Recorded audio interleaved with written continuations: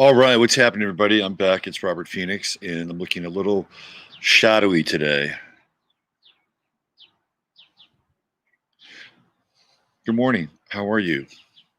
It's another edition of 15 Minutes of Flame. We do this every day in various places. So, of course, now that my other channel is still blocked from public view, we're doing it here on the 11th house side. So, yesterday, people asked, where did yesterday's show go? Did YouTube take it down? Well, the answer to that is no. YouTube did not take it down. I took it down. And I'm going to take today's show down as well. However, you can find yesterday's show on Vimeo. How about that? I'll put the link inside of the chat box here. And just keep your eye on this page, because as soon as the show's over, I'm going to download it and then convert it and then upload it to Vimeo. So today's show will be on Vimeo as well. And it's just a way to safeguard the content. Yesterday, I actually had a copyright claim. I'm not sure for what, because I played two pieces of video. One was a Fox News video, and then the other was that vaccine video, which was really weird, because it was, I think, the Lion King, sort of a Lion King kind of mashup thing with the vaccine lyrics, and I'm not sure what I got the copyright strike for. Anyway, I just, I've got to keep it clean in some ways, because this channel does not have any strikes. Although what was really interesting was that the second time I got banned, it was for both channels. And I think maybe it was for this channel as well, but they lifted the ban. So I'm still not allowed to stream over on the 15-minute side. And the Vimeo thing, I'm still working on, in terms of actually having the videos become more visible. And it was really strange. It was like everything was cool. People were finding the videos, and then everybody couldn't find the video. It's like, where is it? Where is it? Where is it? And of course, I start to have dark thoughts about why Vimeo is no longer as accessible as it was. I did throw down for a subscription at YouTube. Now, I can stream live on YouTube, but it's more of an RMTP upstream destination. For all of you people out there who don't stream, RMTP is a code that allows you to basically get the destination of the place that you want to stream to, sort of like the gateway. And then there's a thing called the stream key, which unlocks that. So those two things are really important when you want to upstream to some place. And so I now have the option to do that, but it's merely just an upstream. There's no chat. There's nothing associated with it, but it's good to have. And I tried to put yesterday's show up on YouTube. It was too big in terms of its megabyte size. So I think about an hour's worth of content probably makes it to YouTube. In any case, we soldier on. Welcome. Thank you for being here. Michael Pafford's in the house.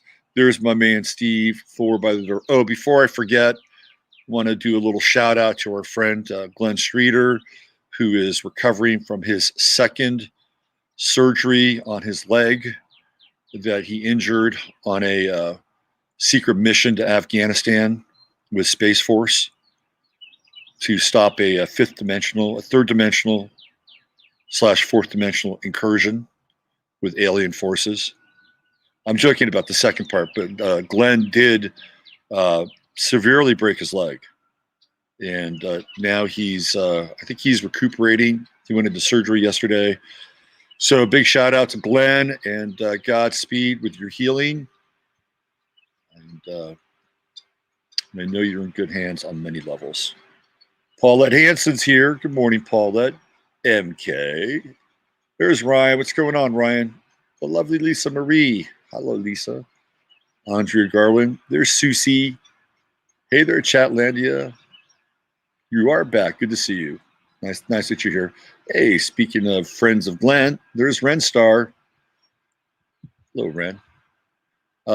Beth Berry, California, man, representing today in a big way. You guys are inspiring.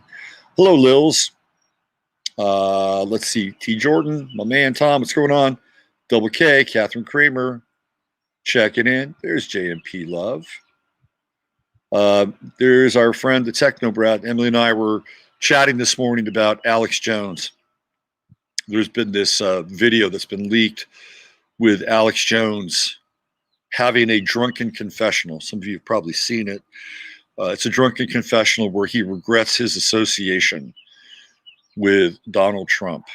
And it's a choice that I think is going to haunt Alex Jones for the rest of his life. And Alex Jones he's a complex character. And there's a part of me that understands AJ and gets him and actually likes him. And there's another part of me that is not supportive of his choices on many levels. And that he's compromised. He's obviously compromised. And yeah, a lot of people who meet him say he's a complete dick. And that wouldn't surprise me at all. You know, Joan used to work for his father, David Jones. So she knew Alex when he was a teenager. So the Alex Bill Hicks thing is weird, right? Because there are times when Alex will say certain things and he will drop into sort of Bill Hicksisms. You can kind of hear it in his voice. It's really weird, but I don't think he's Bill Hicks. In fact, Joan would actually support that notion that Alex Jones is, for better or worse, Alex Jones. There's Mark Bethany. What's going on, Mark? Good to see you. Let's see. What else we have here? Laura D. Hi, Laura. Good morning. There she is, the lovely and talented Joan S. Taffy Polensky. Hello, Taffy. David, what's going on?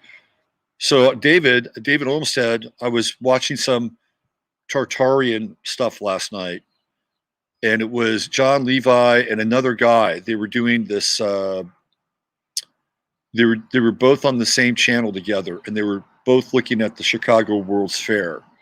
It was the most animated I've ever seen John Levi. I mean, it was like he was uncaged. His enthusiasm for what they were breaking down was just unbounded. And of course, the architect Olmsted came up with the Chicago World's Fair. Let's see, 23 McGraw, New York, land of the lost. The sun is out today, Ryan says that. Well, that's great. So it'll be nice and sunny when you go down to Philadelphia, and not you, Ryan, because I know you won't do that. But certain Pennsylvanians will have the sun on their side when they go down to Philadelphia and get vaccinated by the Marines at the temporary FEMA camp there, which I'm going to talk about today. Let's see. There's Natasha. What's going on, Tasha? Oh,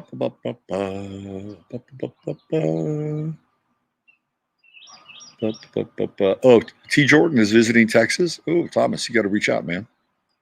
Yeah, Emily will be here in about a month. My secret master plan is to influence Masaki to move to Texas. That's my master plan. Don't tell him, even though he's probably watching. Good morning, Atlas from Northern California. Did you see on Tim Pool where there are these counties in Northern California where I think where Ben Balderson lives? So it's Northern California, Southern Oregon. They want to basically secede and be part of Idaho.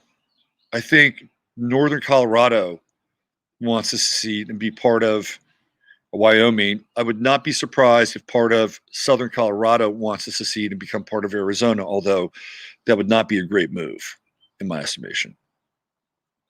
But the talk of secession is in the air. The divorce and the breakup of the former United States of America is on the table. I'm not sure if it's a good thing or a bad thing. I think it'd be better if we were, one happy family, be mom and daddy, but I'm not sure that's going to happen at this point. We're going to get into some of that today. And a lot of this is probably by design anyway. But I'm not sure how we're all going to live together unless we have a major catastrophe that brings us all together instead of these fake ass catastrophes that we've been facing. Then I don't think we're going to have much of a chance of actually being of one mind, one heart, and one body. So the breakup might be imminent. I mean, we're already no longer the United States. I mean, let's just face it. This is no longer a united operation. Unfortunately, we're staring down the divided we fall apart. Let's see, who else do we have here? John G. Good morning, John G. Jen S. I'm in Colorado trying to head to South Dakota. Christy Gnome Lands. The land of the gnomes. Micro Sister Nino says Greater Idaho. Yes. I had dinner with Misaki today. He's not moving to Texas. Not yet. Not yet. I'm going to do an astrocartography session with him, and I'm going to kind of load him. No, I would never do that. Let's see. No, he's not moving. Yeah, I don't think so. Bit like Rush Limbaugh being Jim Morrison. You know who else supposedly is Jim Morrison? Is Chevy Chase. Chevy Chase is supposed to be Jim Morrison too. That's Ed Chiarini territory. And some of the stuff is actually kind of interesting. But then it just started to get really weird. He started to find all these. I think he even accused Max Eigen of being Sarah Silverman's boyfriend. It was that like he got so far out with his shit that you couldn't really take him seriously. I think maybe that was the point. I think Ed was like a double Gemini or something like that. So he was good. He was good at that, right? I mean, he had a preternatural ability to sort of look at these mirror reflections of people. And I think his assessment of the Greenberg family was probably pretty correct in that they were playing roles. I mean, that's what these families do. They play roles. But he just kept getting more and more far out with his doubles. And he started to, I think he said John Fox was involved. John Fox being the former coach of the Denver Broncos, and he was somebody else. I don't know who he was. It just kept getting weirder and weirder and weirder. And I think at his core, I think Ed was really paranoid. Really paranoid. He's a talented guy, though. Don't get me wrong. He was a very talented guy. Uncle Glenn is here. What's going on, Uncle? I miss Nick Plora. Speaking of Tartaria, who made that video? Something about was Lincoln Black. Max Eigen mentioned it, but didn't say that. That's Justin Pollock, who has a very interesting YouTube channel. Very interesting YouTube channel.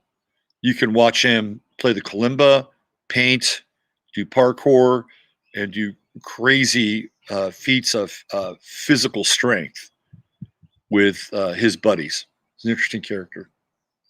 Jennifer Rubin. Hi, Jennifer. Good to see you. Rob Reading.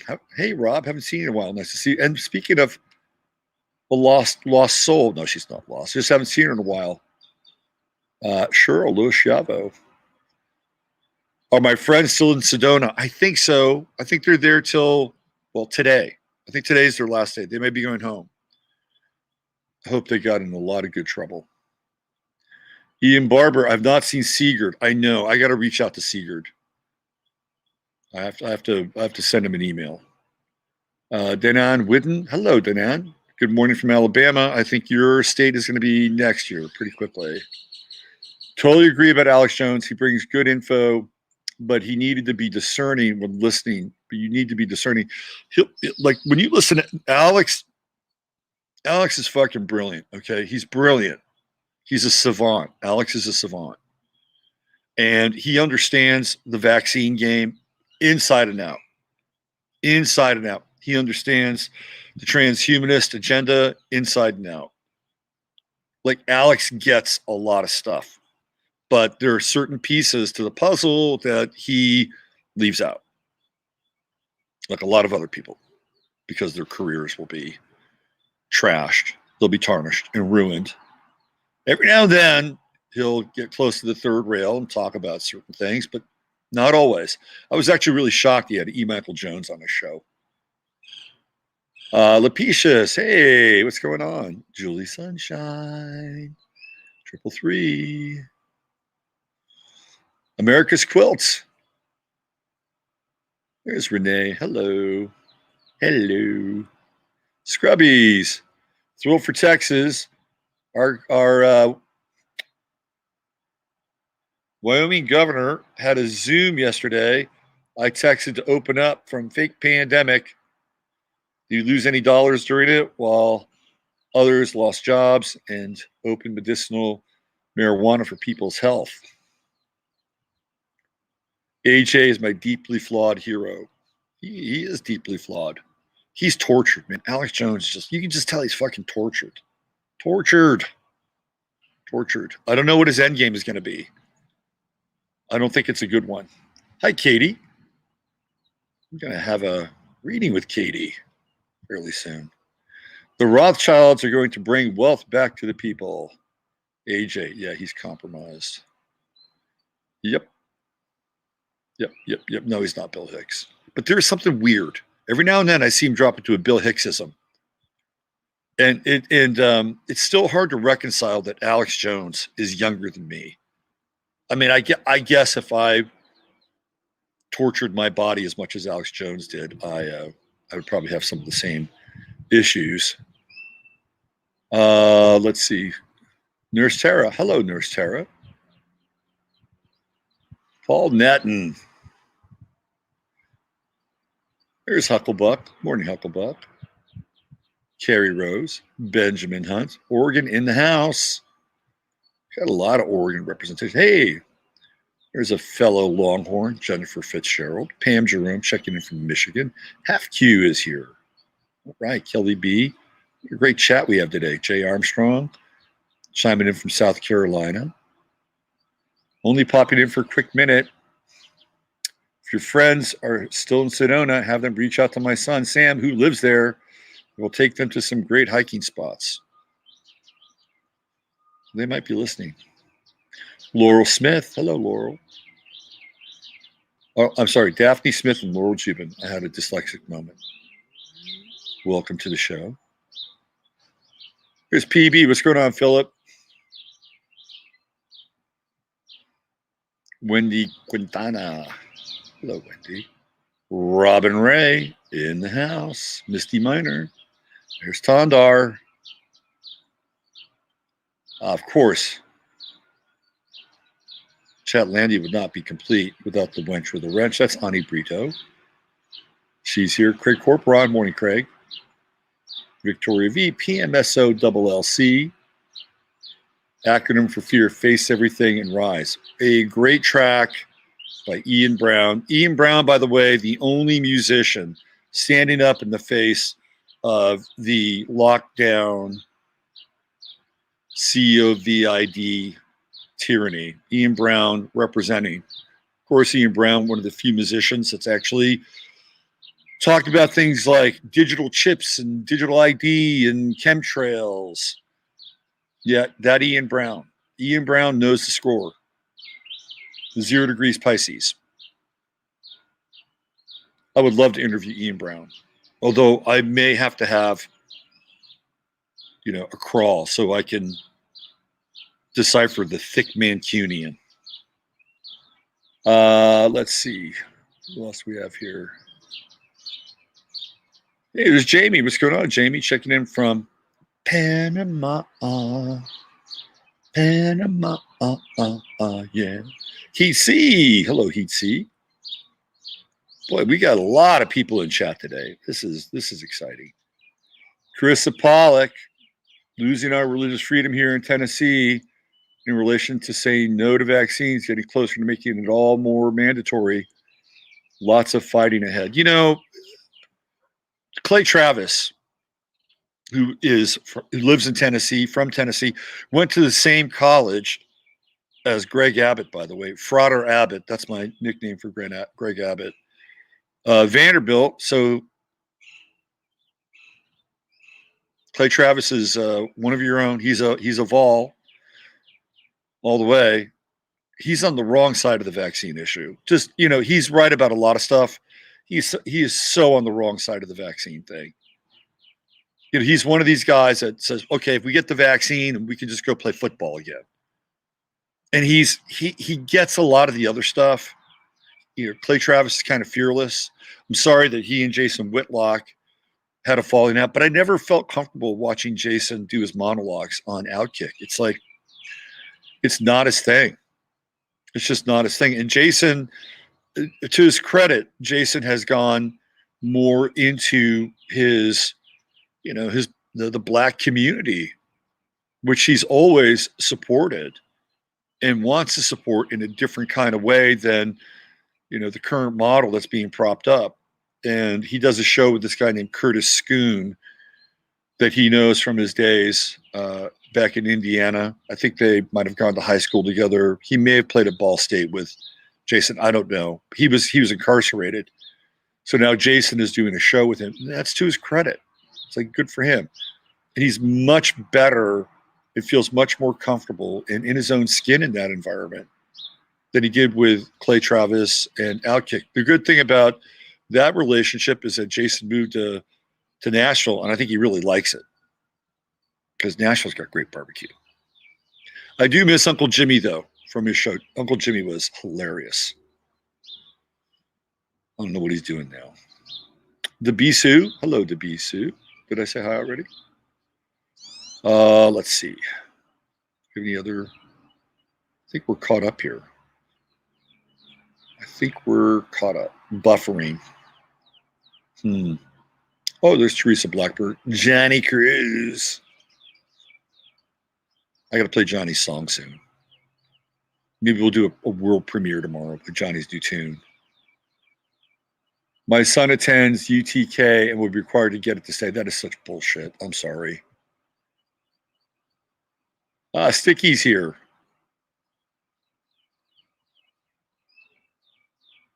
I know Rob says, I noticed a lot of new rappers making songs against the COVID new normal. It became a new punk scene. It's become a new punk scene, so to speak, led by Tom McDonald. And they're Gen Zs, right? The Gen Zs they're going to be radical. Gen Zs are going to be radical. They're going to be radical communists. It's that Pluto and Sagittarius. They got a lot of Aquarius in the outer planets. Some of them have Neptune and Uranus. Some only have Uranus and some only have Neptune. But Aquarius is a theme that runs through all the Gen Z generation, along with that Pluto and Sag, which tends to be, kind of truthful and radical. And you're going to get both sides of it. You're going to get the hardcore commie ideologue side, and you're going to get the other side as well, which is a bit different than Pluto and Scorpio. Pluto and Scorpio, you're going to, it's more extreme, right? It's more extreme. But when you get like the sort of the right side or the more independent side of Pluto and Scorpio, they're not didactic. They're not didactic. They are not invested in hardcore polemics. They are, I think, when they're on the left side, but not necessarily on the quote unquote right side or the more independent side. Gen Z is a different story altogether. You will get much more hardcore division, and that's a generation that is going to be, I think, pretty uncontrollable in some ways. And I'm pretty convinced that Soph is now, what's her name? Another Gen Zer. I really like her videos. She's got a lot of heart. A lot of heart. Let's see. Cancer is a lie. I like that. Notice how Cancer just went right to the back of the bus. It went right to the back of the bus. If you're the Susan G. Komen Foundation, you got to be pissed at COVID. You're like, fuck. We had this thing. They used to have live sporting events. There was always 1 week, maybe 2 in the NFL where all the guys wore pink. We got all that money. And now this fucking COVID thing came along, and cancer's just a second-class citizen now. I've got some news with cancer, by the way, as it relates to mRNA. Mojo Mama had a spat with a Karen at Goodwill last night because I wasn't wearing a mask. She was rude to an elder man with a cane who was also maskless. They go after the weak. They target the weak. They target people like older people with canes and women. Not to say that women are weak, but they'll go in on a woman. I've seen it. They won't go in on men, generally speaking, although there was one guy that went on me at HEB. I'm like, dude, he was older. I was surprised. It's like, oh, stay in your lane, bro. Let's see. Z says, imagine if we all realize the co-creation aspect of ourselves. What we resist persists. Find ways to disengage your energy from the machine. I'd say that's a pretty good prescription. To be in the world but not of it. I think that's the maxim, and it's a practice on a daily basis. Let's see. Miranda Couch is here. Hello, Miranda.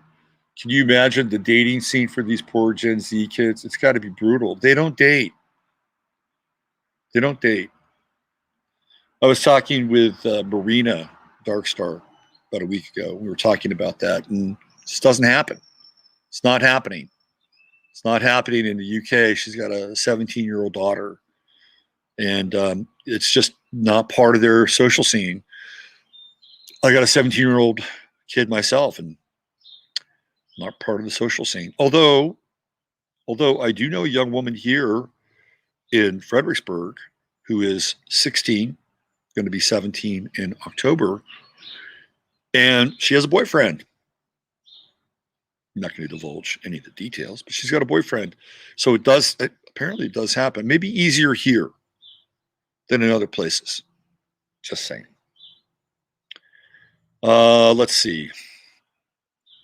Turquoise Rose. Hello, Turquoise Rose.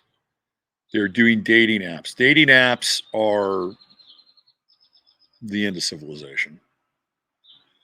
My son is about to be 19, and he's not into the dating scene either. No. Mm-mm. My Gen Z kids have a virtual social life. Yep. Hate to hear about young people who just hook up as opposed to having a relationship. It's not promoted. Having relationships aren't promoted. Just not. Let's see. Who else do we have? Calling All My Friends is here. CC Jones is here. I miss Nick Plur. I like Nick's comments. He's got good comments. What did he say? Y'all remember a few years back when the mainstream message was all about anti-bullying? And now it's the exact opposite. They've made bullying great again. It's true. It's true. But it's kind of like the Antifa model where they become fascists who oppose fascism. It's mutated and morphed into that. I used to see these guys in red vests from the SPLC, Southern Poverty Law Center, used to hang out in Berkeley. And I think they were down by 4th Street in Berkeley, where they had all these, ritzy shops. The Mac store was there. I think that's like a cosmetic store. And a bunch of others. Some good restaurants on 4th Street. Spanger's is there, but it's down the street. Spanger's, great old seafood restaurant. I don't know if it's still in business or not. I used to hang out there. There was this place called Brennan's, which was a really good. You know what? I did this again. I'm like the absent-minded professor sometimes.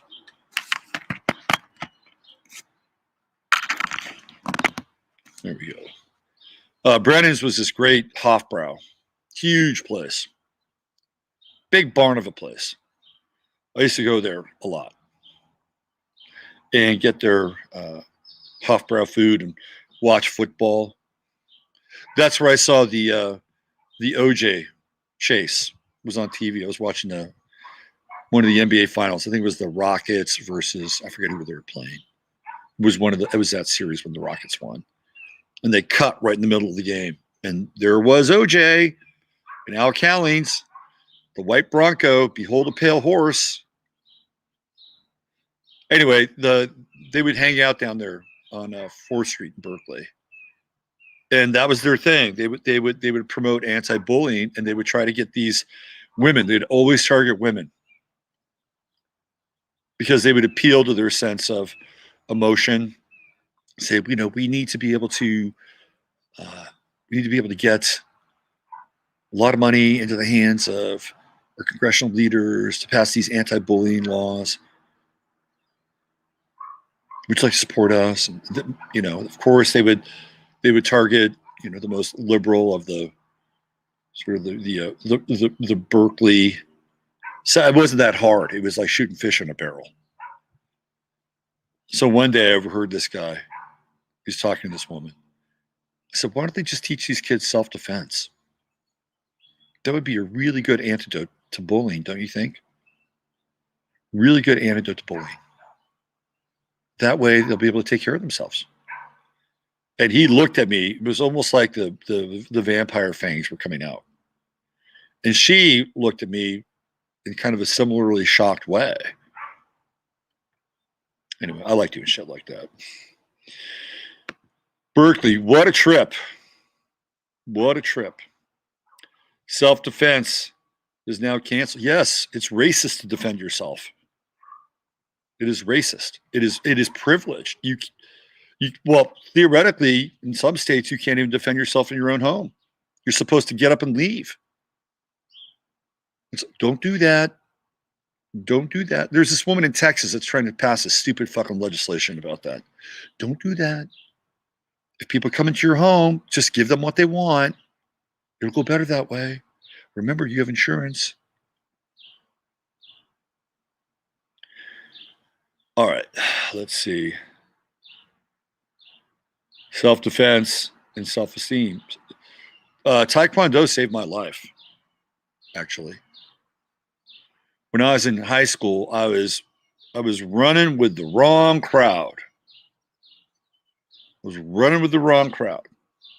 And I was doing things that were not good for my mind and my body. And my self-esteem was circling the drain. I was having a very hard time. It was the one time in my life, I wouldn't say I was suicidal, but it was very dark. It was very, very dark. And I was really struggling. And my father, much to his credit, said, you know what? I want to get you into Taekwondo and I'll pay for it. But you just got to go. I'm like, okay, I'll do it. So I went, and I went every single day. The only day I didn't go was Sunday because I didn't have any classes. I went every day, 6 days a week. It became my fucking religion. It was great. Taught me self-discipline. I was able to do the Chinese splits. I mean, it was good. It was a good time. Community. And the Koreans are all about, the kind of the rigorous discipline, hierarchy, order. I needed it. And that was my football. It was Taekwondo during my junior year in high school. Let's see. Hey, what's going on, Sam? Sam the Miracle Man. Checking in. Michelle Taylor, learning jiu-jitsu late in life was a good investment. Yep. Sure is. Absolutely. Yeah, my father was pretty attuned. Hey, what's going on, Christine? It is 100% antithetical to human nature. We have the right to defend ourselves at all times for any act of aggression brought upon us, period. Anything removing you from that wants you as a slave. I agree wholeheartedly. What's going on, Robbie? Good to see you. Gaia Travelog, hello. Johnny says, I learned a lot from woodshop and home ec, and I expressed my inner self with art. I took home ec in junior high. It was fun. Yeah, let's see. You guys are the best content here today. I haven't even gotten into my stuff. They don't want us to defend verbally or physically defend ourselves. I know, right? I mean, that's really what it's about. Just turn people into defenseless jellyfish. That's it. Just become a jellyfish. Just roll over. You know, be like one of those sow bugs on their backs. Can't roll over, right? It's exactly what they want. They want a defenseless populace who looks for other people to defend them.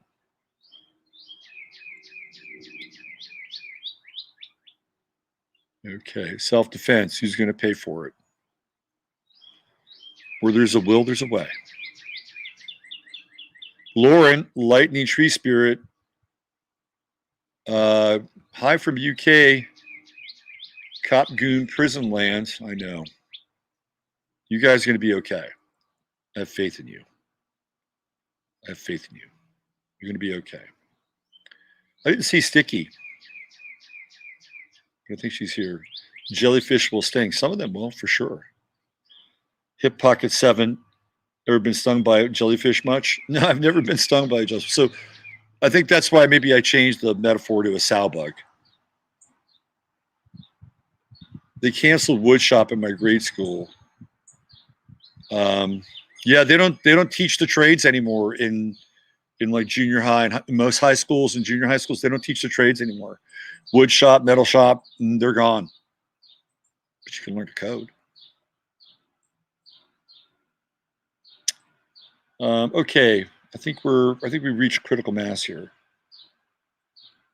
We reached critical mass. California state law says you're allowed to defend yourself and pursue the attacker until they are no longer a threat. Wonder if that applies to what politicians do. Good question, 10 Dragon 14. Very good question. Ren says, I'm a lover, not a fighter. This agenda wants to make us into something we aren't. That's a really interesting point. It's a really, really interesting point. Are the two mutually exclusive? Can you be a lover and a fighter? Because if you love something, you'll fight for it. If you really love something, you'll fight for it. I think maybe that's part of the paradoxical awakening here that we're being initiated into. Oh, you got to take the puppy out. Oh, hi. Let's see. I think we're good. All right, let's do the invocation here, and we'll get into some of the content. All right, here we go. You guys can just get into the tree of life there. All right, here we go. Dear blessed and holy Mother, Father God, the great central Sun, with the universal light, which is the light of Yeshua, Sananda, Emmanuel, and all the great avatars through all the great epochs and eras and periods of time, through all the resets, the great masters with benevolence and wisdom in their minds and hearts. We ask that only the highest and best information, truth, and wisdom come through this channel at this time.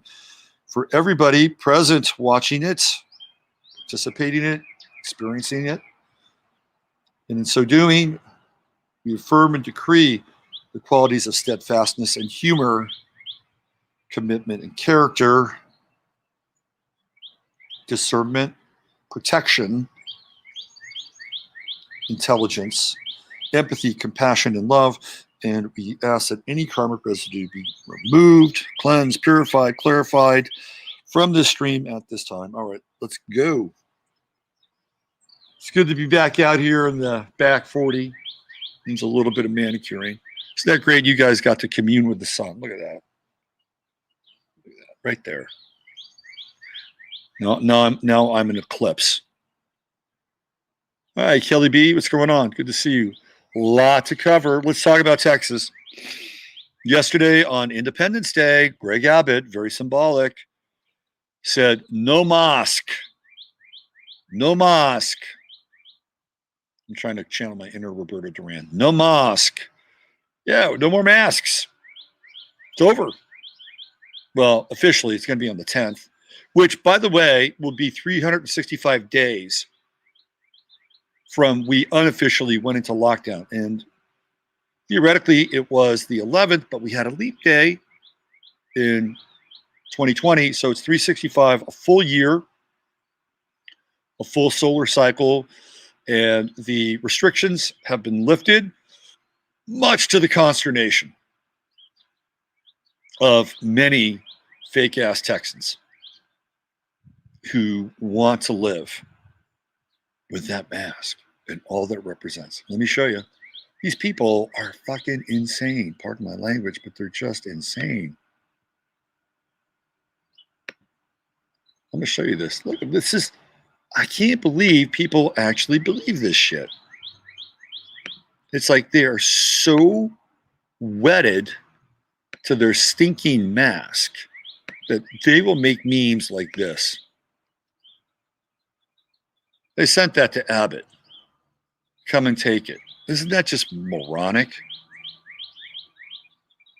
Because that's the Texas motto. It's like about the guns. Come and take it. No, you just leave it on. It's going to be really interesting to see what these people are going to do in about 2 months, provided, you know, we're not hit with some other factory engineered bioweapon, which is, you know, quite possible, especially after all these people have gotten their vaccines. Who knows what's going to happen with them? If they start dropping like flies. I got a lot of information around that today, by the way, I want to pass on. It's like, oh, see, Texas is in a really bad place. Should never have done that. No, there's a thing called cause and effect. But let's just say 2 months from now, business as usual. And let's say 90% of the population, mask free. What are those 10% going to do? They're going to start to feel really weird. Really, really weird. And they may decide just to keep their mask on for a year, 2 years, because they can't let it go. They can't let it go because they've built a religion around the mask. And they've become indoctrinated into this cult. And I was talking with my friend Benito last night. And one of the things we were talking about is one of the reasons why people will not want to let go of the mask is because it gives them power. It gives them power, especially people that have businesses. Apparently, there are businesses, there are restaurants in Austin that are saying no mask, no service. That all of our servers wear masks. And if you're a server and you can work at a restaurant without a mask, why would you work at a restaurant that requires a mask? I mean, I do think people would probably choose that. I know I have antiquated ideas about independence and freedom, which seem to be very out of step with our times. But that's part of the, you know, quality. That's part of the protocol. You don't wear a mask, you're not going to get served. Well, once a few restaurants break free and shake loose from this, you're going to get business. That's not to say that certain restaurants won't be supported by the cult of the mask. They will, and they'll be okay. They'll double down, and they're gonna rally and support, you know, their community. You know, they'll eat good food while they enjoy their bondage. Well, we think it's good food, but it's going to be really interesting. About 2 months out, hell, 30 days out. I was at HEB last night. I said, okay, I got to go to HEB. I got to see what's happening. Most people I've ever seen without a mask at HEB ever. And it wasn't even their peak time. It was like, wow, look at all these people without masks. Interesting. Very interesting. We're what, less than 12 hours into this thing? So Abbott, I think, was put on the spot.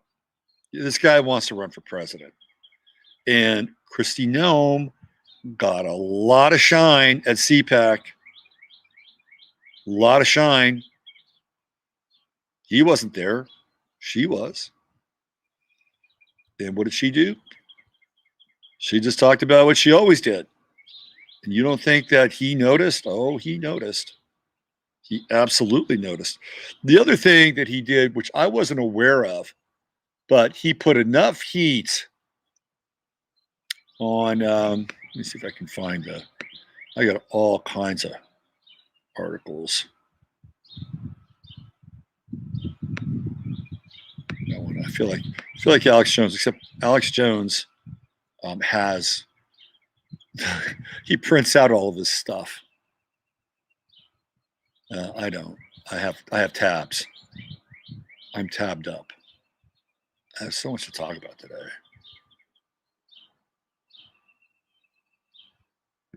Let's see, where is it? Oh, I got so much to talk about today. I just have to find. There's that. There's that. There's that. There's that. Damn.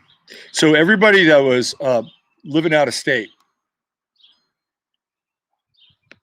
that was part of the utilities. I always forget their name.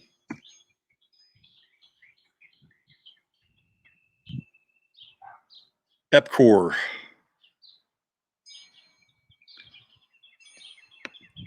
always want to call it E-Corp. EPCOR. Everybody that was from out of state, they're gone. They are gone.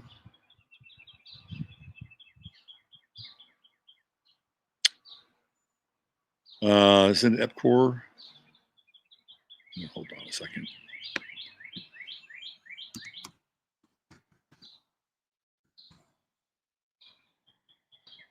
Okay.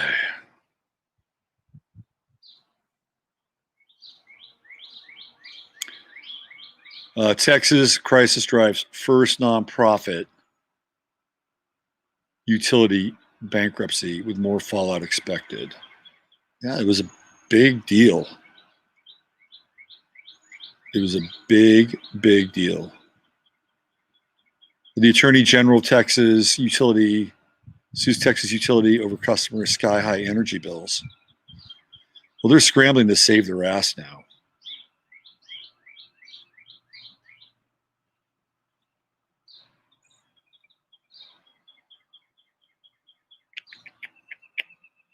Let's see what else we have here.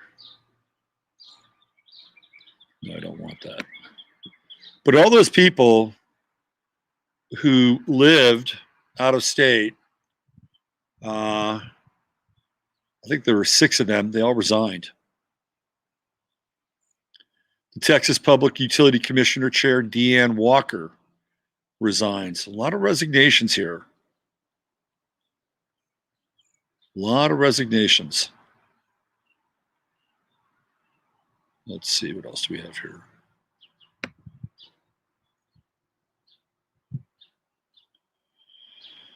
Let's see, what else? Oh, he did this in Lubbock, too. That was interesting. We talked about that yesterday. Of course, Lubbock is sort of the gateway to the Texas oil fields and also very much connected to the Texas stockyards. Very symbolic. And he did it on Texas Independence Day. So good for him. He's a Scorpio. You don't fuck with a Scorpio. And I'm not a huge Greg Abbott fan by any stretch, but he exhibited his scorpionic tendencies. He wants to run for president. He's a Scorpio. He's into power. So part of this, I think, was calculated on his part. Certainly was calculated, and it's going to have a, kind of a snowball effect. So Mississippi is another state that just did the same thing.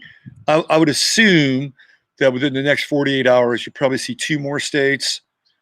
Georgia, a pretty likely candidate, because Brian Kemp was pretty adamant at one point. In fact, even took on Trump about keeping the state open and not having any kinds of restrictions, and Trump chided him for that. I think you might see Oklahoma, although Oklahoma's governor is a little light in the pants. I think Alabama is probably a candidate. Florida's already kind of there. I don't think DeSantis needs to make any kind of public statement. I think Arizona is probably going to follow suit here fairly quickly. I'm going to go on record and say by 2 weeks from today, without any kind of other strange intervention or psyop or anything that would potentially disrupt this thing, I would say that in 2 weeks you'll have at least 20 states that will follow Texas.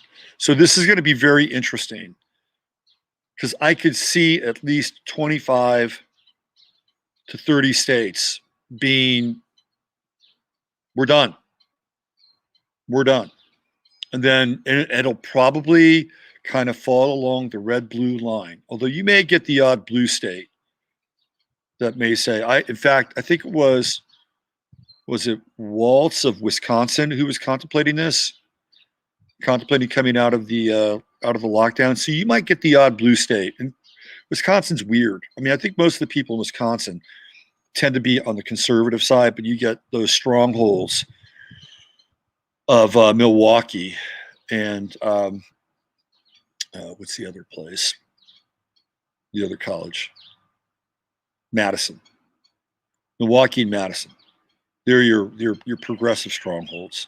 But I think for the most part, the rest of Wisconsin's pretty conservative. So I think they'll probably follow suit as well. It's going to be interesting to see what happens as we get more and more divided here. There was this one woman who was on Twitter, and she posted a tweet to Gavin Newsom. I'm from California, and I moved to Texas, and I regret it now. I know your state's not perfect, but can I please come back? This place is dangerous. I feel so unsafe. We'll go. Nobody's stopping you. Leave. And this is why Texans don't like Californians. They know what Californians, the wrong Californians. They're good Californians. Don't get me wrong. Emily is welcome here. She's a good Californian. But they're the wrong Californians. And they're like freaking cancer. They're like cancer.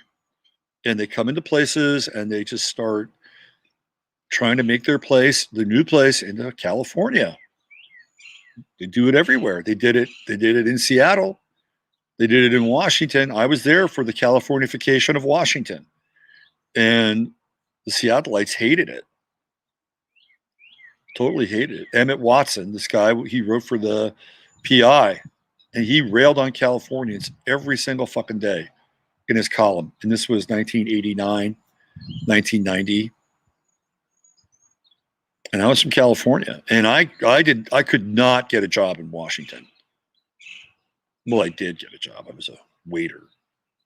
But I did write independently. I wrote for Pacific Northwest magazine, but it was tough, man.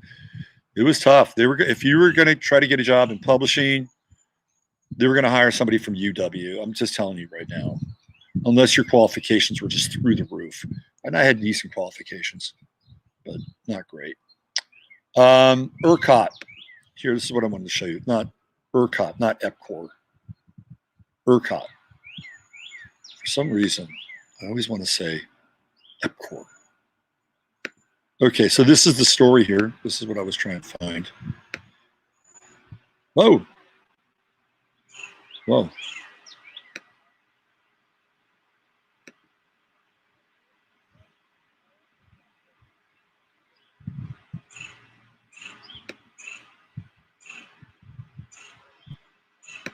All right, so this has some audio here. So I'm going to play you I'm going to go to this story, and I'm going to activate audio. Here we go. Remember, I'm not a newscaster. not a news station.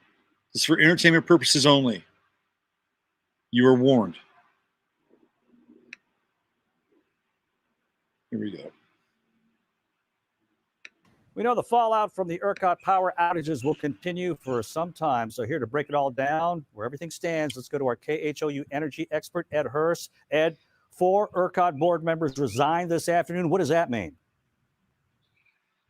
Yeah, the horse is out of the barn. They've taken criticism. These are the unaffiliated board members. I think the chair lives in Michigan. The vice chair lives Maryland, Germany, or whatever the heck it is. You know, you've got to ask what were they doing on the board in the first place? Why are they leaving now? They had one job. It's called the Electric Reliability Council of Texas, and they failed. And so now we're going to get into some really interesting kind of taking apart their meetings, looking at things. What did they know and when did they know it? It's obvious that there was a problem. Why didn't they address it? And sure, ERCOT can't make investments, can't require investments, but why weren't they raising hell with the Public Utility Commission, the legislature, the governor, to try and implement some sort of measures that had some teeth? They didn't do this. So did they know about it and ignore it? Or did they not know about it? What did they know? Either answer is bad. Yeah, what did they know and when did they know? It sounds like Watergate. And some lawmakers are now calling for Harris County to leave ERCOT altogether. How would that work? I don't think that's a really great idea. You know, we have billions of dollars of generation facilities here within Harris County. This is and we have an awful idea. You know, this is not like going to the Home Depot and buying an extension cord and hooking it into Liberty County. And then of course, you know, tagging us from Lake Charles all the way to Manitoba. You know, ERCOT is a Texas creation. It's our own grid. It's as large as many nations' grids. We can fix this. We have to. Just plugging it into somebody else is not a solution. Yeah, well, I think everybody can agree that something needs to change. All right, thank you so much, Ed Hurst. So there you go. Oh, there's Abbott. He's definitely making a presidential run. There you go. The 5 out-of-towners from ERCOT, they have resigned. And I just found that out last night. So a lot of changes happening here in Texas. And if they were smart, they'd get these coal plants back online. So in order to do that, I think that Abbott and the state legislature is going to have to somehow find some authority and power to supersede the federal government, who of course has their green energy mandates, which don't allow coal. Shut them down. Right, so this has to change. It has to change. And in fact, it has to change for the rest of the country. The problem is, you saw the map, the country's divided into 3 grids, East, West, and then Texas. So it's harder for those states that are part of the Western grid, harder for those states part of the Eastern grid to make unilateral decisions in order to beef up their capacity for power. Here, not as hard. Okay, I wanted to get into some of the VAXX stuff. And a lot of really interesting information has come out just recently. So let me start with this article, which I think is really important. And I'm gonna put some of these links. Why don't I just do that now? I'm gonna put some of these links inside chat. Let me start with this one because you guys can pass this along. This is big stuff, really, really big stuff. And it's scientific stuff. This is not, you know, nutball conspiracy theory information, which quite often is related to truth, but spun and recast in a very different kind of light. So I'm going to put this in here right there. And this is huge. This is a major story. So Sloan Kettering, the institute that has been at the vanguard of cancer research, has discovered that mRNA inactivates tumor suppressing proteins, meaning it can promote cancer. Now, listen, I'm not a medical doctor. All I'm doing is relaying the information from Sloan Kettering, which is a major research center. Okay. So I'm going to read this to you. There's a secret layer of information in your cells called messenger RNA that's located between DNA and proteins that serves as a critical link. Now, in a medical shocker to the whole world of vaccine philosophy, scientists at Sloan Kettering found that mRNA itself carries cancer-causing changes that genetic tests don't even analyze, flying completely under the radar of oncologists across the globe. So now it's time for independent laboratories that are not vaccine manufacturers or hired by them to run diagnostic testing on the COVID VAXX series and find out if they are cancer-driving inoculations that, once the series is complete, will cause cancer tumors in the vaccinated masses who've all rushed out to get the JAB out of fear and propaganda influence. Welcome to the world of experimental and dirty VAXXESs, known as mRNA technology. Previously unknown cancer driving messengers are hiding in RNA, not DNA. This mind-blowing discovery should be published on every medical news site, newspaper, television, news, broadcast, and on the CDC website. But unless you're reading this article and use DuckDuckGo as your search engine, you probably would never see it. That's because Google is in on the fix with Big Pharma and the VIC. So here's a more in-depth explanation of what we're looking at for real regarding mRNA and the VAXXES. The information carrying molecule messenger RNA can instruct human cells ultimately in the same way as cancer drivers, playing a major role in causing cancer to thrive while inactivating natural tumor suppressing proteins in the human body creates to save you from cancer. This is the complete opposite of what the CDC and the VAXX manufacturers are telling everyone right now about the COVID VAX. And this is based on clinical research by molecular biologists at the Sloan Kettering Institute. Even sequencing the DNA in cancer cells doesn't reveal these changes. That's how sneaky the VAXXES are. It's like a Trojan horse that tells your cells to allow these changes to be made as if they were safe, but they're not. All assumptions being made about mRNA being safe right now have been completely turned 180 degrees with this research. Consider this very carefully if you've not yet been VAXXED with mRNA technology, and you may want to lawyer up if you already got it. So there's more here. This talks about your COVID vaccination. RNA is transported out of your cell's nucleus and will no longer function properly as a cancer tumor suppressor. How about that? Looks like cancer is going to make a comeback. I'm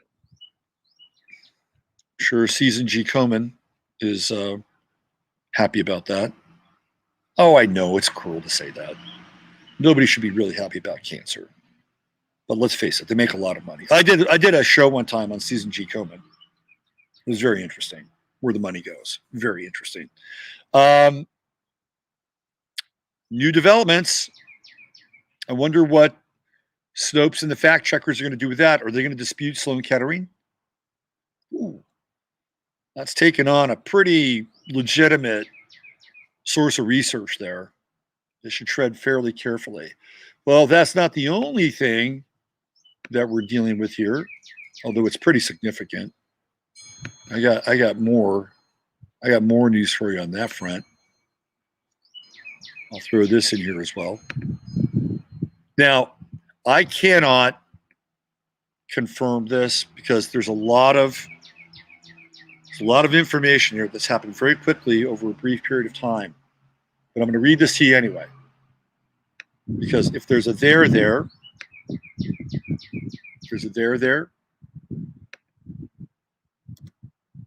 you need to be aware. This is related to the last article that I just shared with you. So I do have a disclaimer with this because we're in a very nascent stage. But the headline here, women recently injected with experimental you-know-what are showing symptoms of breast cancer. A group of Utah doctors have discovered something terrifying in recent mammogram screenings taken at the Breast Care Center in Salt Lake City, Utah. Women who were recently injected with experimental COVID VAXESs suffer from abnormal inflammation of the lymph nodes in their breasts, according to Intermountain Healthcare doctors. Women who take it are showing symptoms of breast cancer. Just reading the story. Dr. Brett Parkinson, MD, warns whenever we see these on a normal screening mammogram, we call those patients back because it can either mean a metastatic breast cancer, which travels to the lymph nodes, or lymphoma or leukemia.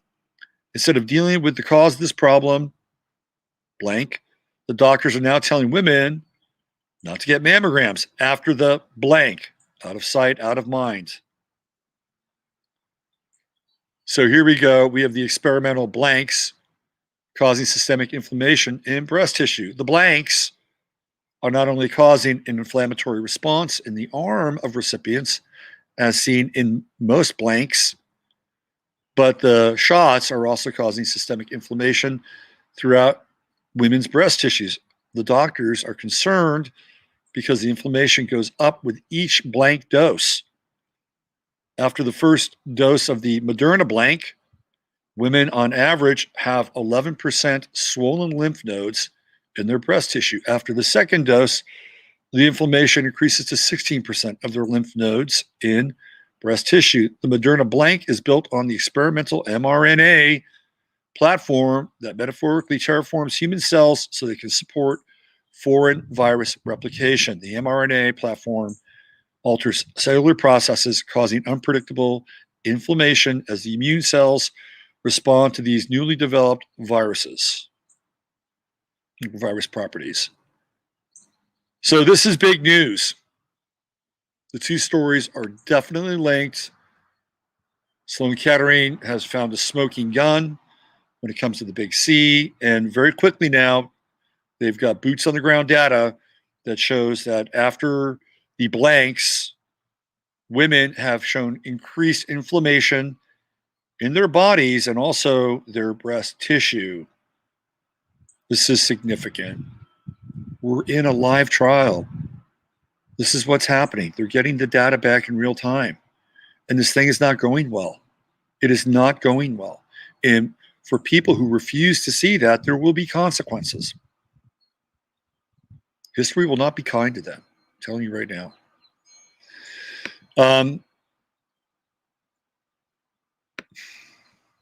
Now, this is pretty disturbing.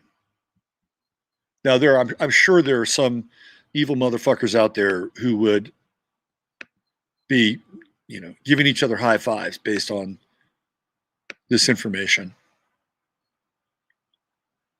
The vaccine, oops, I'm not supposed to say that, is the pandemic. 80% of nuns VAXXED at Kentucky Convent tested positive for CV 2 days later. How about that? 35 nuns from the Benedictine Sisters of St. Walburg in Kentucky were blanked earlier this month for the WUCO, and just 2 days later, 2 of them, well, they died. And 26 others tested positive, according to Sister Eileen Bankemper, the convent's prioress. The monastery was completely locked down during the entire time, and there was no movement of people in or out of the premises. We were shocked to have so many cases since we were being extremely careful, not going out and not having visitors since the beginning of the pandemic. Bankemper is quoted as saying, sisters at the facility were so careful. She added that they redoubled their efforts after the Christmas holiday surge, only to see a surge in new cases and a few deaths. 28 sisters tested positive Van Kemper wrote in a Facebook post about what happened after the women were blanked with the mRNA blanks. There's a third one, dies. Okay, so we've got, again, more information, more boots on the ground, real-time data coming back, which will no doubt be refuted, will be questioned, will be smeared. I'll leave the link in there. You guys can pass that along. So we have 3 significant stories, and they're going to emerge more and more and more of these horror stories. It's happening. It's happening. Now, Abbott may have lifted the mask mandate, but on the other hand, he's really proudly touting his jab program. And I think that's going to be the kind of the false sort of, it's going to be it's like a false dichotomy. It's like, okay, well, we're going to open up, but we're going to, really stress that people get vaccinated. You know that's coming. They're going to go hand in glove. It's a trade-off. But the more information that comes out, the more personal experience, the more stories. And when those stories begin to hit home, people in power who wind up having family members or friends who mysteriously become either injured or ill or even worse after this procedure takes place, it'll get their notice. It will get their notice, and we'll find out just how much of their soul they have left. I'll tell you somebody who still has his soul. Well, let me do this. One more thing. This is the propaganda. More propaganda, more mind control from a mind-controlled bot who's urging everybody on to do what is right, to do what they need to do. Oh, there's more here. This is big. This is big. This is something that I've talked about. I got to show this to you guys. I'm laying a lot of heavy info on you guys today. You can handle it.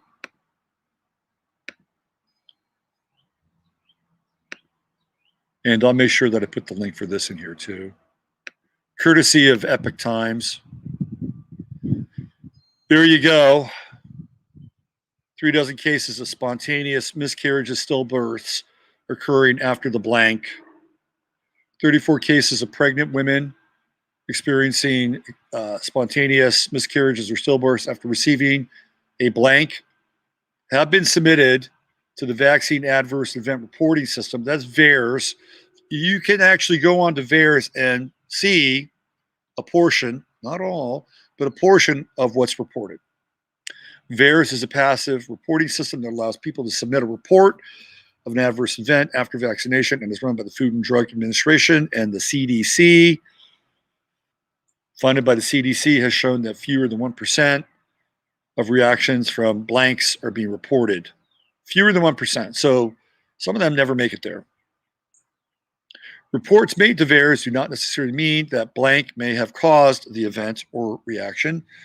Miscarriages are labeled as spontaneous abortions or abortions in the reporting system. Many cases of spontaneous miscarriages occurred in the first trimester or the first 12 weeks. This is why that they being the authorities in England have said pregnant women should not get this. The UK said pregnant women should not get this. The elderly should not get this. They know. According to Verywell Health, an online resource on health-related issues, research suggests that between 10 to 20% of women with a medically confirmed pregnancy will end in miscarriage. 80% of these will occur during the first trimester. What do you think this is? What do you think this is? What do you think Billy Gates has in store for people? They're very clear about what they want to do. Very clear. It's called thinning the herd. Thinning the herd. And what is the long-term effect What is the long-term effect of this? Yeah, you can kind of put it together. It's called Children of Men. That's what the long-term effect is. Okay, I got one more story here that I want to plug in, and then we're going to shift the emphasis. I'm going to get into a really interesting story at the end of this, and it's worth sticking around for because there's some astrology involved, and it's inspiring. All right, so the final piece today that I wanted to bring in. Oh, Dr. Seuss. Yeah, I'm not gonna talk about. Oh, yeah, I'm gonna play that too. Just so much is going on. So much is happening. Okay.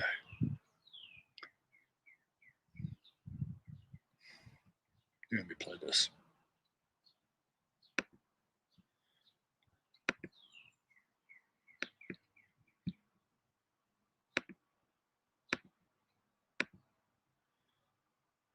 There she is.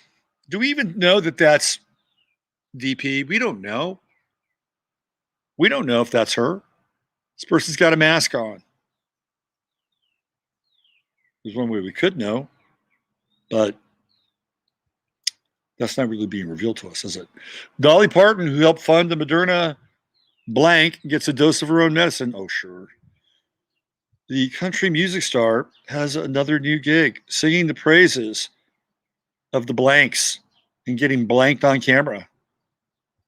Last year, Ms. Parton donated $1 million to Vanderbilt Medical Center. Gee, who else went to Vanderbilt? Oh, Clay Travis. Uh-huh. Right. And what is Clay Travis? He's pro blank. Who else went to Vanderbilt? Oh, Greg Abbott. And what is Greg Abbott doing? He's rolling out 1,100 National Guard to go door to door to blank the elderly. Isn't that interesting? The federal government eventually invested $1 billion. Thank you, Donald Trump, in the creation and testing of the vaccine. The lead researcher effort, Dr. Mark Dennison, said that the singer's donation had funded its critical early stage. She did this video where she's singing Jolene, but she's replacing it with vaccine. Is this really Dolly Parton? Here, I gotta plug the audio in on this. We gotta hear this. Is this really Dolly Parton?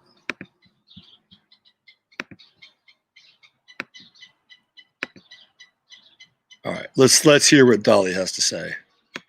Well, hey, it's me. I'm finally going to get my vaccine. I'm so excited.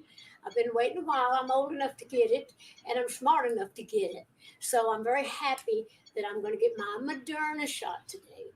And I wanted to tell everybody, I think you should get out there and do it too. I even changed one of my songs to fit the occasion. It goes, vaccine, vaccine, vaccine, vaccine. I'm begging of you, please don't hesitate. Vaccine, vaccine, vaccine, vaccine. Because once you're dead, then that's a bit too late. Oh my God. I know I'm trying to be funny now, but I'm dead serious about the vaccine. I think we all want to get back to normal, whatever that is. And that would be a great shot in the arm, wouldn't it? If we could get back to that. But anyhow, I just wanted to encourage everybody, because the sooner we get to feeling better, the sooner we are going to get back to being normal. So I just want to say to all of you cowards out there, don't be such a chicken squat. Get out there and get shot. Oh Anyway, God. that's my message to you. So I am going to call on my friend, Dr. Najia Boomrod, that's worked in research here at Vanderbilt. That's where I am today. And he's going to pop me in my arm. And so I'm going to call him in. I'm going to mask up first, though, because I have a pretty good distance between me and the camera. So I'm going to try to put this on. and get that on. Get my hair back around so I look good. You know, we gotta look good. Okay, Dr. Noz, you get in here and give me a shot. How are you? Hey, how are you? I'm good. It's so Have you good been to see you, practicing? and thank you very much for coming. Yeah, well, thank you for helping me out. There's Dr. Mengele. You've been here for years doing research at Vanderbilt, and you and I have been friends forever, and I thought it was only appropriate that you should be the one to give me my shot today. Absolutely, and I'm so glad that you're here and that you're giving a great message, and we're ready.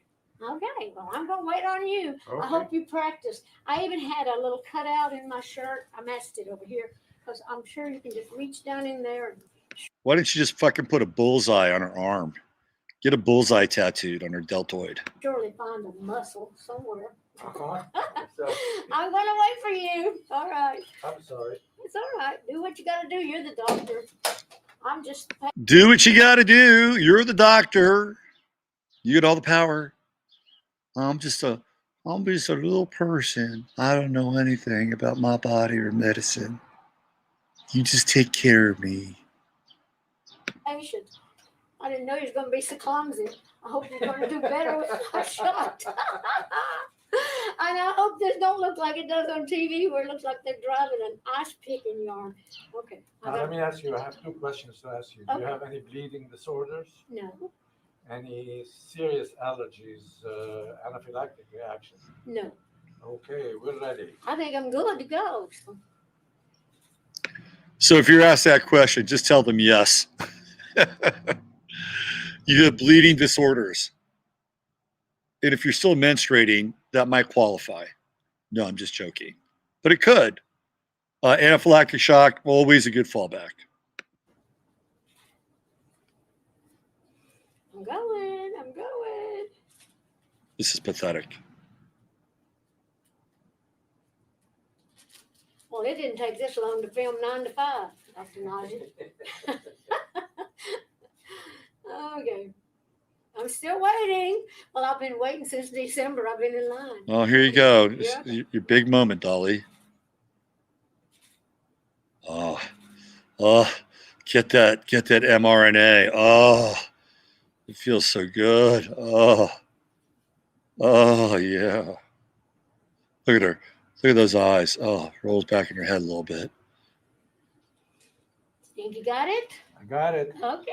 She got a nice shot of. Didn't hurt. She got a nice shot of vitamin That B. was from the alcohol pad, I think. Yeah. Right? Okay. Let me All put- right. Should we put a... A Band-Aid? No. Mess up my beauty mark? Okay. I'm joking. You do what you gotta do. I don't want blood on my clothes. So just to have a little reminder here, she shows up in Kathy O'Brien's book. That's all you got to know. That's all you got to know. MK Ultra, performing her latest MK Ultra duties. All right, I got two more things here to share with you. One is very inspirational. This is the inspiration part of the show. I'll leave you on a high note. So here we go. Where is this thing? Ah, yes. Yes. This is the inspiration and courage part of today's show. Gold medalists would rather miss the Olympics than take the blank. Johann Blake, the world's second fastest runner, was clear he will not take the blank. I am not taking it. I don't really want to get into it now, but I have my reasons.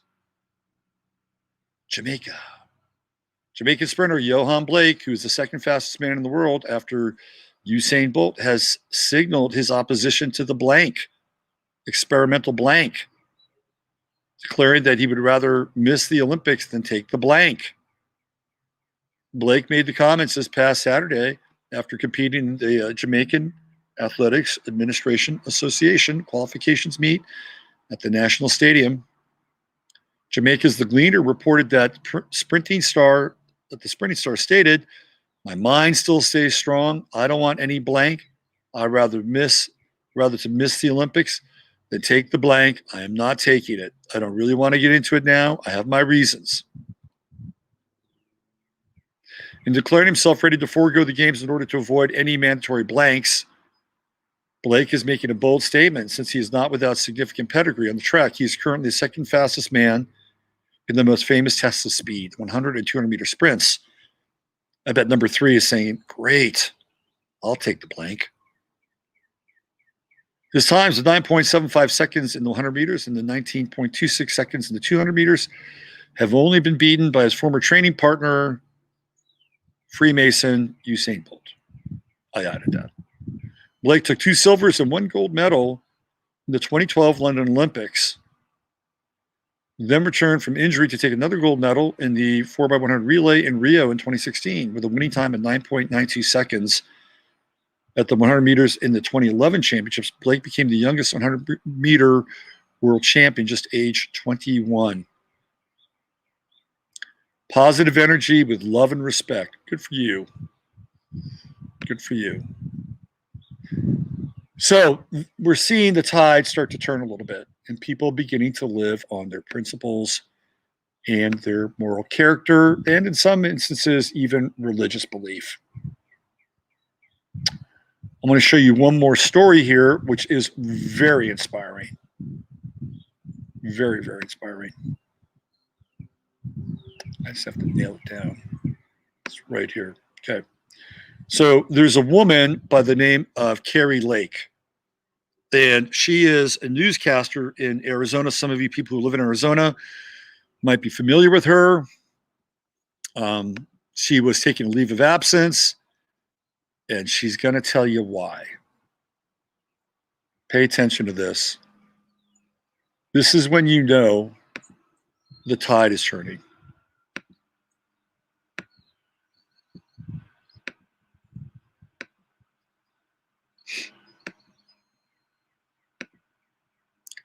Top-rated Arizona news anchor resigns. I no longer want to do this job. Let's see what she has to say. Hi, everybody. I've got some news I want to share with you, since so many of you have sent me messages while I've been on leave asking me how I'm doing or when I'll be back. Many of you left kind messages telling me that you miss me. I appreciate all of the messages, and I miss you too. This time away from work has given me a chance to reflect on my work. 22 years ago, Fox 10 hired me and paired me up with John Hook to bring you the news every night. Shortly after becoming a team, we jumped in the ratings and we've held the #1 spot for almost all of our time together. Anyone who's worked in TV news can tell you that is not an easy feat, and it's one I'm extremely proud of. And I thank you for that, for tuning in and inviting us into your homes. Sadly, journalism has changed a lot since I first stepped into a newsroom, and I'll be honest, I don't like the direction it's going. The media needs more balance in coverage and a wider range of viewpoints represented in every newsroom, at every level, and in each position.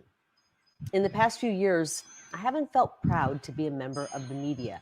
I'm sure there are other journalists out there who feel the same way. I found myself reading news copy that I didn't believe was fully truthful or only told part of the story.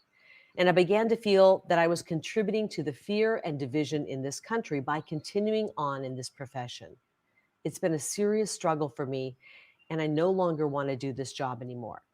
So I've decided the time is right to do something else, and I'm leaving Fox 10. I thank Fox for their understanding as I've come to this decision, and I am grateful for the opportunities they provided for me to cover so many big stories over the years. As I close this chapter of my career, there will probably be some hit pieces written about me. Not everyone is dedicated to telling the truth, but thankfully many of you have figured that out. I promise you, if you hear it from my lips, it will be truthful. It is scary walking away from a good job and a successful career, especially in difficult times. I know God has my back and will guide me to work that aligns with my values. I feel such a deep connection to all of you wonderful Fox 10 viewers here in Arizona and those I've met and interviewed over the years. Thank you so much for your trust and friendship all these years. I will keep in touch, and I hope you will do the same. Bravo. Absolutely great. Absolutely great. So I decided to look up her chart. I didn't do her chart, but I want to look up her sign and subsequent planets. She's a Libra, born September 30th, you could tell she has that Libra charm, grace, guided by Venus. It's all there, right? Easy on the eyes, easy on the ears. That's how Libra works. She was born in 1969, so she's part of that Uranus-Pluto conjunction that came in during the mid-60s. And she's going through something very specific, and I wanted to just touch on this briefly because there is some astrological ramifications here for what she's doing and going through. And some of you who are born right around this time period, 68, 69, 70, you're going to be going through it too. And I've talked about this before. This happens right around the age of 51, 52, 53. That is the Neptune-Pluto opposition. So let's look at this. I'm going to bring this up here. Just a quick look at the ephemeris to show you what I'm talking about. Okay, so here she is. This is her birth date. So she has Libra sun and either a late Taurus moon or Aries moon. Mercury in Libra, fair and balanced, right? Venus in Scorpio. Mars in Capricorn. Jupiter in Libra. So she's got a Jupiter-Mercury conjunction. And Jupiter ruled by Sagittarius, we know that that's about truth, authenticity, self-expression. And so we've got a nice conjunction there with Jupiter-Mercury. Saturn in Taurus. Here we go. It's starting to kick in, right? Uranus conjunct Saturn. Disruption and change with Saturn, which is going to be career-oriented. That's number one. She also has, let's see, Neptune. We have Neptune in Scorpio, right? Uranus is in Libra. And she has a kind of wide Uranus. No, it's not really, well, let's see, is that 14 degrees? No, it's not really conjunct. She does have a Uranus-Mercury conjunction. Interesting. So again, she's going to think differently, and she could make decisions that could shock people. And I'm sure some people in Arizona might be shocked, but this is what I'm really focusing on here. She's got Pluto in Virgo at 25 degrees. And I think Neptune is at what, around 20, 21, 22 right now. So it's in opposition with Pluto. This happens right around 52, 53. And what happens there is that everybody has to go through letting go of something, right? Letting go of something. And it's something that you feel really attached to. That's what Pluto does. It attaches you. It is your core to this planet. It is life. It is death. And when you get the Neptune-Pluto opposition, something is being removed.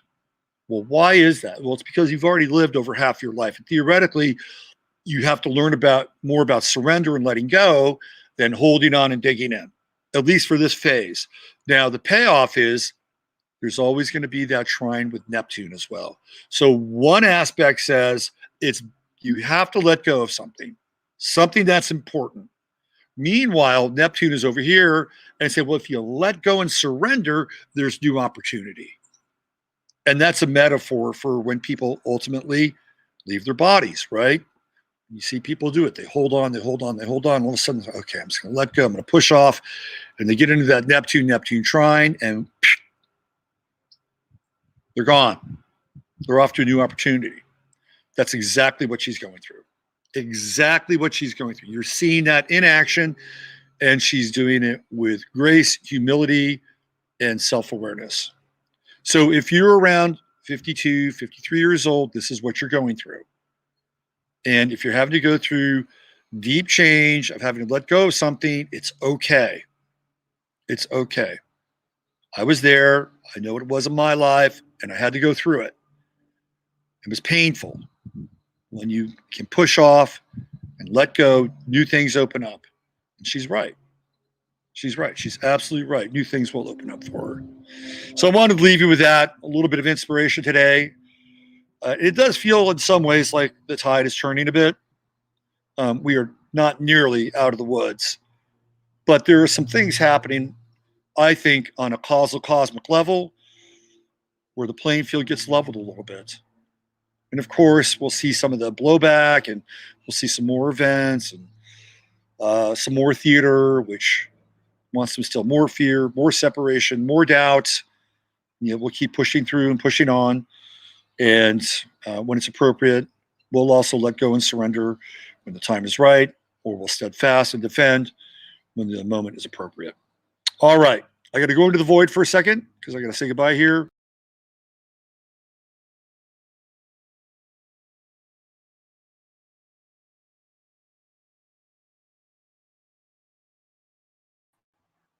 All right. There we go. Okay.